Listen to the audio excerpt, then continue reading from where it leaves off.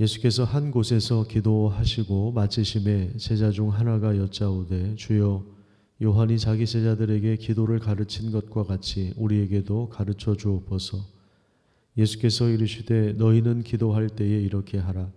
아버지여 이름이 거룩히 여김을 받으시오며 나라가 임하시오며 우리에게 날마다 일용할 양식을 주시옵고 우리가 우리에게 죄 지은 모든 사람을 용서하오니 우리 죄도 사하여 주시옵고 우리를 시험에 들게 하지 마시옵소서 하라. 또 이르시되 너희 중에 누가 벗이 있는데 밤중에 그에게 가서 말하기를 벗이여 떡 세 덩이를 내게 구워달라. 내 벗이 여행 중에 내게 왔으나 내가 먹을 것이 없노라 하면 그 안에서 대답하여 이르되 나를 괴롭게 하지 말라. 문이 이미 닫혔고 아이들이 나와 함께 침실에 누웠으니 일어나 내게 줄 수가 없노라 하겠느냐. 내가 너희에게 말하노니 비록 법됨을 인하여서는 일어나서 주지 아니할지라도 그 간청함을 인하여 일어나 그 요구대로 주리라. 내가 또 너희에게 이르노니 구하라 그러면 너희에게 주실 것이요 찾으라 그러면 찾아낼 것이요 문을 두드리라 그러면 너희에게 열릴 것이니 구하는 이마다 받을 것이요 찾는 이는 찾아낼 것이요 두드리는 이에게는 열릴 것이니라. 너희 중에 아버지 된 자로서 누가 아들이 생선을 달라 하는데 생선 대신에 뱀을 주며 알을 달라 하는데 전갈을 주겠느냐. 너희가 악할지라도 좋은 것을 자식에게 줄 알거든 하물며 너희 하늘 아버지께서 구하는 자에게 성령을 주시지 않겠느냐 하시니라. 아멘. 오늘도 하나님이 우리의 피난처가 되시고 또 하나님께서 우리의 삶의 능력과 은혜를 부어주시기를 축복합니다. 예수님의 삶에서 가장 특징적인 것은 기도하는 삶이었다는 것입니다. 예수님에게 있어서는 기도가 삶이었고 습관이었습니다. 특별히 중요한 일을 앞두고 예수님은 반드시 기도하셨습니다. 누가복음을 읽다 보면 예수님의 기도 생활을 특히 강조하고 있다는 사실을 발견하게 됩니다. 6장을 한번 찾아보도록 하겠습니다. 누가복음 6장에 보면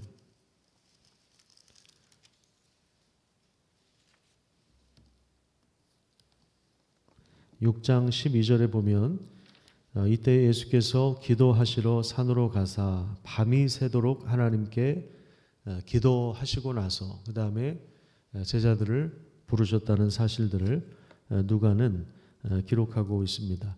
그 다음에 9장 18절을 보겠습니다. 9장 18절에 보면 예수님께서 혼자 기도하신 다음에 제자들에게 자신의 정체성을 밝히는 장면이 나오죠.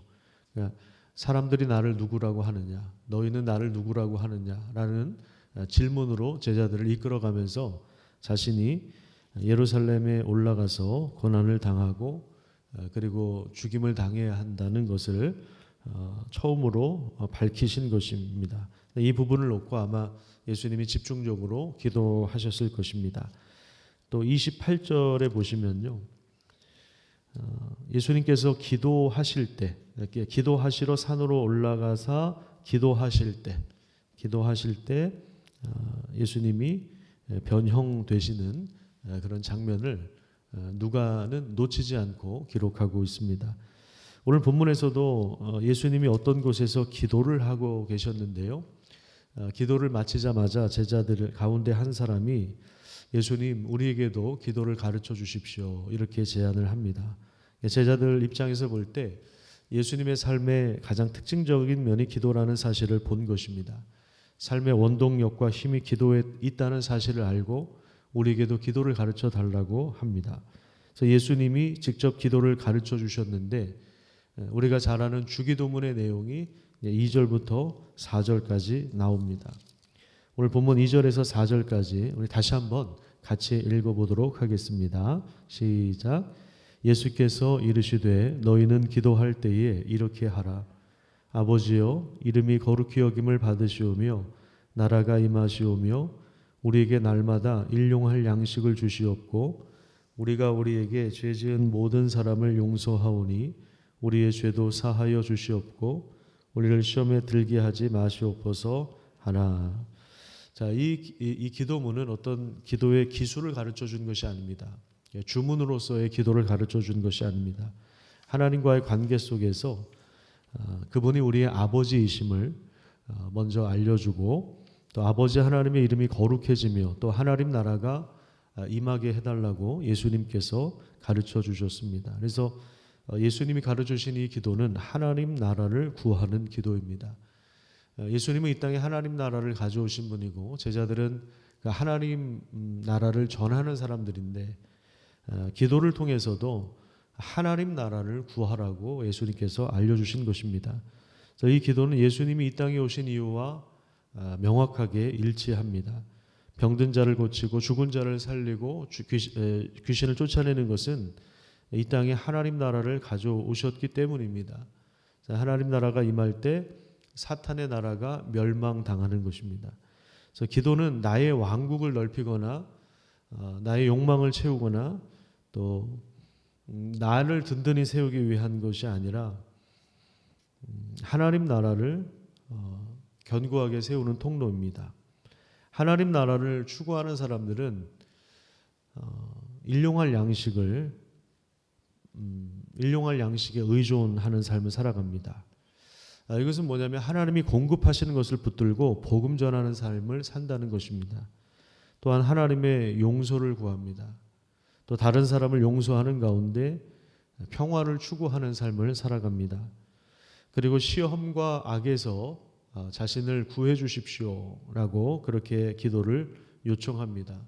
어떤 영웅적인 자신의 신앙의 어떤 그 형태를 통해서 시험과 악을 물리치게 해달라는 기도가 아니라 하나님께서 직접 시험과 악에서 구해 주십시오 이렇게 기도를 합니다. 우리가 어려움 당할 때 내가 금식 기도하면 되겠지, 내가 작정 기도하면 되겠지 하면서 자신의 어떤 영웅적인 신앙의 행태를 가지고 시험과 악을 이겨내려고 하는 그것은 잘못된 것입니다. 기도라고 하는 것 자체가 하나님을 의지하는 거예요. 내 힘으로 안 됩니다. 하나님이 건져주셔야 됩니다. 하나님이 악으로부터 또 여러 가지 시험으로부터 나를 건져주셔야 됩니다. 그래서 겸손하게 의존하는 것이지 기도는 내 영웅적인 행위가 아닙니다. 그렇게 되면 나중에 이게 자기 업적이 돼버리는 거예요. 자기 의로움이 돼버리는 거예요. 이게 참 아이러니한 거예요. 기도라는 것 자체가 하나님 나는 힘이 없습니다, 나를 도와주십시오 이거거든요. 악한 죄성이 지배하는 삶 속에서 하나님을 절대적으로 의존하는 거죠. 시험과 악의 문제에 있어서도 우리는 힘이 없습니다. 또 일용할 양식이 없으면 사람이 어떻게 됩니까? 죽죠. 그러니까 절대적으로 하나님 의존할 수밖에 없는 그 기도가 바로 주기도입니다. 예수님이 가르쳐 주신 주기도문 뒤에 두 가지 이야기가 나옵니다. 여행 중에 온 친구를 대접하기 위해서 밤중에 떡 3덩이를 빵 3조각을 빌리러 온 친구의 이 간청함을 외면할 수 없어서 친구의 필요한 만큼 줄 것이다, 이런 얘기가 하나 나오죠. 그러니까 친구 관계 속에서도 기꺼이 내어준다는 거예요. 귀찮은 상황입니다. 사실은 다 온 식구가 잠이 든 상황이에요. 근데 이제 친구가 문을 두드리면 그 당시에는 방 하나에 가족들이 다 잤던 상황이니까 다 깰 수밖에 없어요. 네, 친구니까 환대해주고 친구의 요청을 들어주는 거예요. 이건 지극히 상식적인 거예요. 그 당시 문화 속에서 상식적인 겁니다.